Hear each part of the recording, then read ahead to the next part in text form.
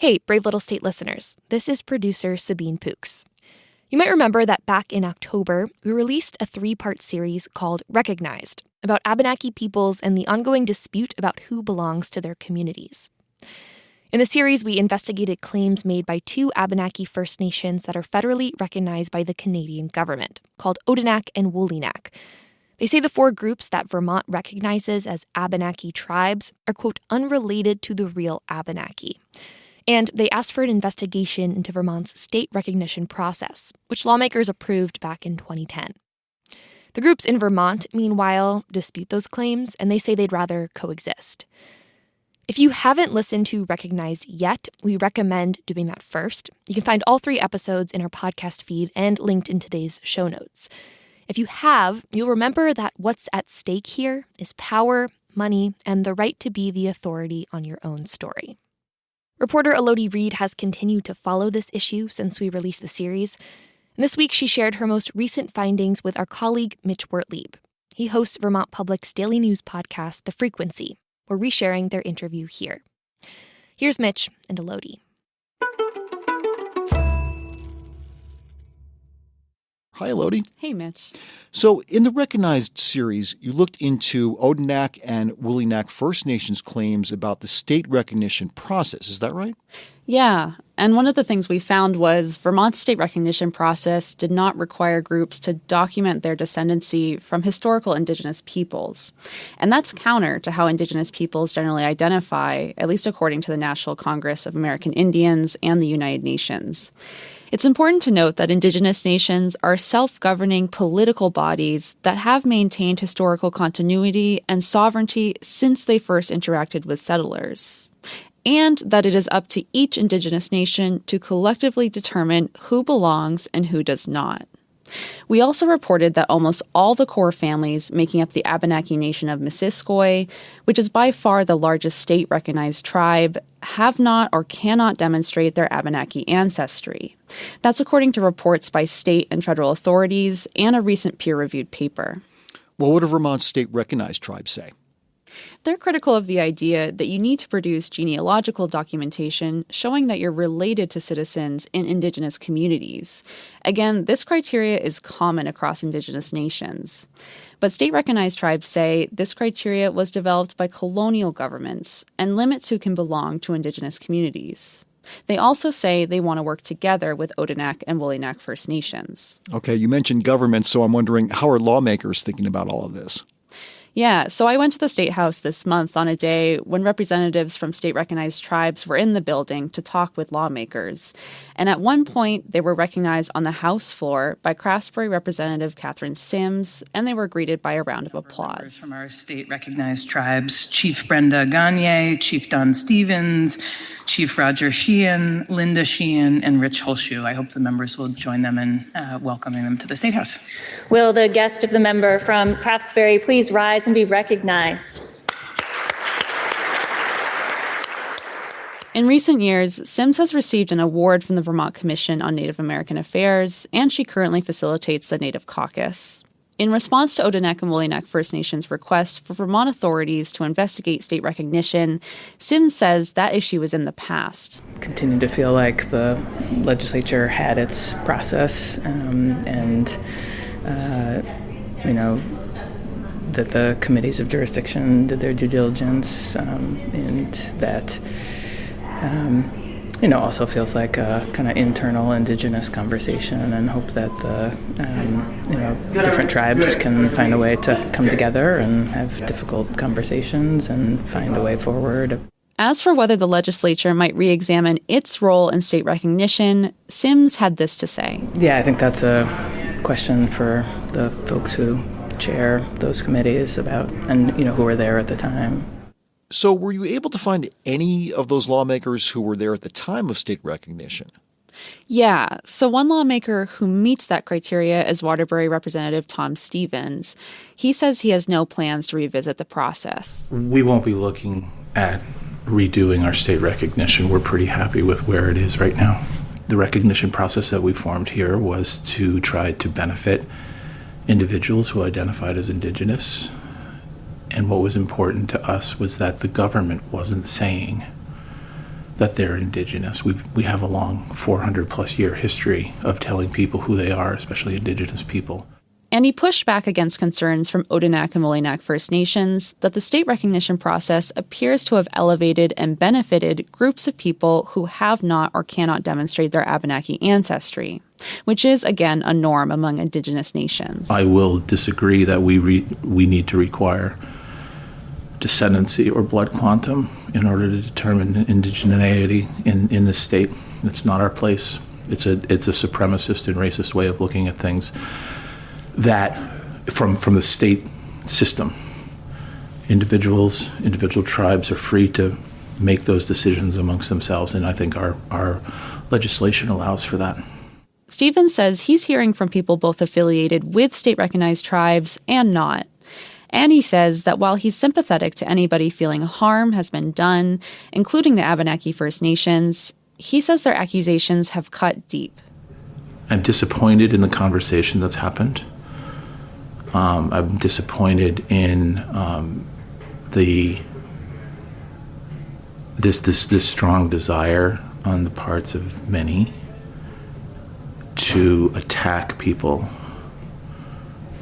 in ways that are harmful. That's what I see. But I don't think turning over the legislation is going to help. And Elodie, did you speak with any lawmakers who took a different view? Yeah, I spoke with Chittenden County Senator Keisha Ram Hinsdale, who was also involved with Vermont state recognition legislation as a young state representative over a decade ago. And she says it's always been important for her for Vermont to acknowledge the history, dignity, and political rights of Indigenous peoples in this region, and that the process was contentious back then, much as it is now. I was one of the only people of color in the building, so probably one of the only people who was a bit inoculated when I was called racist for, challenging a very white-presenting group of people on whether or not we should simply write their indigeneity into law. Ram Hinsdale says the original state recognition bill didn't name specific groups. I hoped that we would have a process led by Indigenous leaders that included scholarly experts that have an archaeological and genealogical background that would help us ensure integrity in the process. But she says that's not what happened, and says she's personally apologized to Odinak First Nation for her role in the state recognition process. When I apologized, it was for my zeal in trying to create a process that gave people that dignity of recognition while not having national tribal experts and nationally recognized Indigenous groups at the table. And moving forward, she says she will continue meeting with Odinak First Nation, and she wants to take the path that does the least harm to Abenaki people's reputation and heritage. That all said, those most impacted are pretty clear that the biggest harm has already occurred, that they feel erased by some of our work, and we have to listen to that. Did any other lawmakers share the views of Senator Ram Hinsdale? Yes. I also spoke with Senator Thomas Chittenden. He also represents Chittenden County, and he says he's been in touch with Odinak First Nation as well. And he says he's still learning about the issue. We will not benefit if we keep any of this conversation in the shadows, in the closet, in the dark. We should openly discuss and look at our history and our roots. One thing Chittenden says he was concerned to learn about was a Vermont residency requirement for testimony in Senate committee hearings in 2011 and 2012, when state recognition of different groups was being debated. This effectively excluded most Odinak perspectives. I think that is a glaring oversight when it comes to recognizing that those individuals that have claims to this land that precede those boundaries of the state of Vermont. And that's what we're really talking about here, is unceded land. The House committee hearings don't appear to have had a similar residency requirement at that time, but no witnesses affiliated with Odinak are listed in those hearing records. Chittenden says he wants Vermont's year-old Truth and Reconciliation Commission to get involved and to examine the concerns raised by Odinak and Molinak First Nations over who Vermont has recognized as Abenaki. Okay, so lawmakers are having what sounds like mixed responses to the First Nations' request to investigate state recognition. In the meantime, if you walk through, say, the Vermont State House or the Burlington Airport or in various libraries and museums, you'll see displays about Abenaki heritage and culture. These are set up namely by members of state-recognized tribes, and according to your reporting, Elodie, the Abenaki First Nations take issue with that. Last month, I understand Odinak and Odinak sent a letter to about 50 people in Vermont's museum, library, and education fields. What are they asking for? The Abenaki First Nations say that if it is educators' intention to work with the people who have preserved Abenaki culture and language through 400 years of colonization, Odinak and Odinak First Nations are those people. They say their nations have survived centuries of war, dispossession, and removal from lands that became the U.S. and Vermont, and that while an international border cut their traditional territory in two, Abenaki peoples have continued to travel, live, and trade in their ancestral lands. And the Abenaki First Nations invited educators to meet with them. If you want Abenaki material, stories, history, and stuff, then you should call on us instead of calling on them. That's Odinak First Nations Band Council Manager Danielle Nolet. He says several interested people have gotten back after the letter went out. Well, I think we're gaining ground. Every week, every month, every small steps that we do. And is it your sense, too, that the First Nations are gaining ground in Vermont? Well, I'd say they're succeeding in getting more people to discuss the issue out in the open, though not all. About a week after the letter to educators went out in early February, I attended a meeting of the Vermont Commission on Native American Affairs, which is charged by law to develop policies and programs to benefit Native Americans in Vermont. And during that meeting, a Vermont Agency of Education official said that the agency could help connect educators with the curriculum that state-recognized tribes are building about Abenaki peoples. That curriculum would be voluntary, but it comes at a time when the state is updating its education standards to be more inclusive, culturally responsive, and anti-discriminatory. The Agency of Education later said in a written statement to Vermont Public that while it was aware of the issues raised by Odinak and Odinak, it also respects the state recognition process. Okay, so it seems like the Agency of Education isn't exactly getting into this issue, but you said some people are. Yes. The co-coordinators of the statewide Education Justice Coalition of Vermont, which has been actively organizing around this state education standards update, met with the Commission on Native American Affairs in mid-March.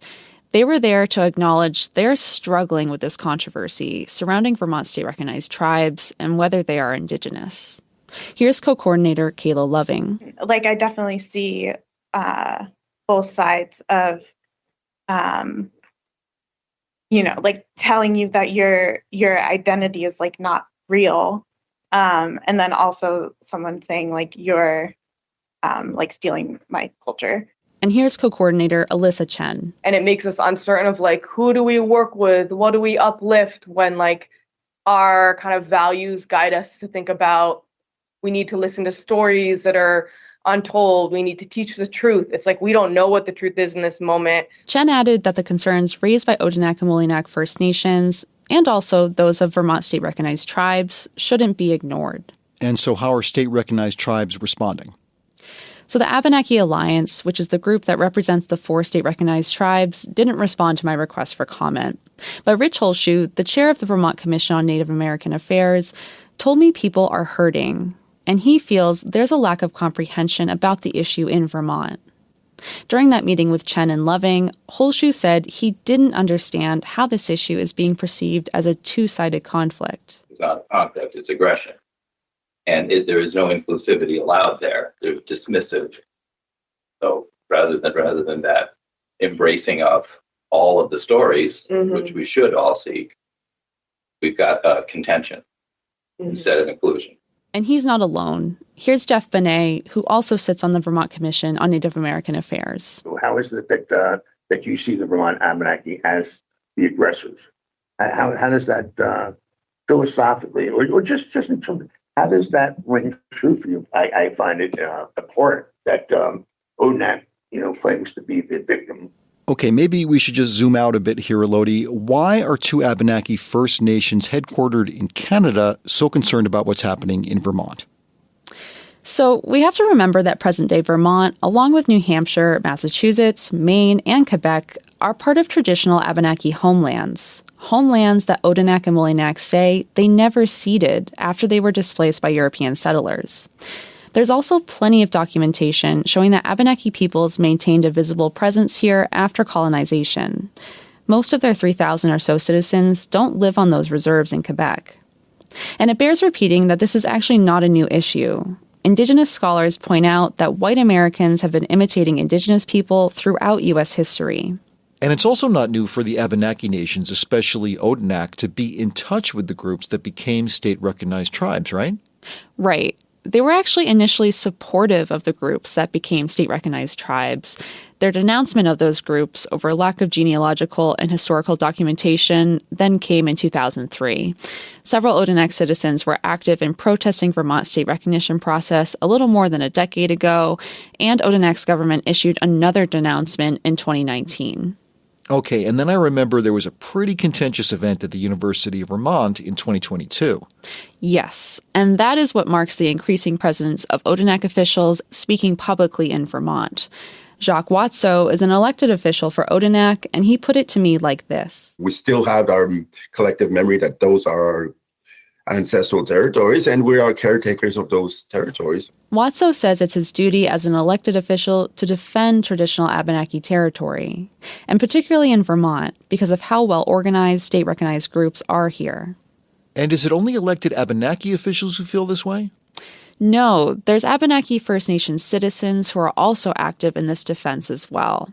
Denise Watso, an Odinak citizen who lives in New York, protested Vermont's state recognition process. It's painful to even go to Vermont, because of what has transpired for over 20 some odd years. She says going through that experience has made her upset and even nervous to be back in the state. But she did spend time here last spring at another UVM event attended by a number of citizens of Odinak and other Indigenous nations. But when I got there and I got to this environment and I had all these Indigenous people and our allies, it gave me hope and power. After that event, she says, she and a couple others walked down the hill to the lake. It was a warm, sunny day. Went out and walked down and started drumming, and it was a beautiful experience. And I think that's more that what has to happen. Because as we're drumming and singing the traditional songs, we're generating our ancestors' power, I think, to guide us and to give them their voice back. Elodie, thank you so much for this update. Thanks, Mitch.